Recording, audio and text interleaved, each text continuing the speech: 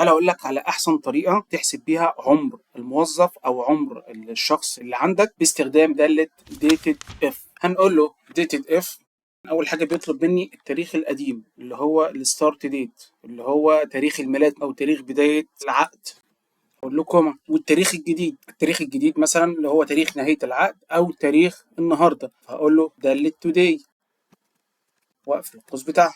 اقول له كوما. تمام. طب انا محتاج هنا ايه؟ محتاج يحسب لي السنين. اقول له دبل كوتيشن وهقول له يير الرمز بتاعها واي واقول له علامتين تنصيص واقفل القوس بتاعي واقول له انتر. تمام. طيب كده جبنا بالسنين. محتاج بالشهور. هاخد المعادله دي كوبي واحطها في الشهور واقول له ان انا محتاجها بالشهور. طب رمز الشهور هنا ايه عشان يكمل لي على المعادله بتاعتي؟ واي ام واقول له انتر. جاب لي الشهور. طب انا محتاج بالايام. هاخد المعادله بتاعتي كوبي بالشكل ده برضو واقول له كوبي.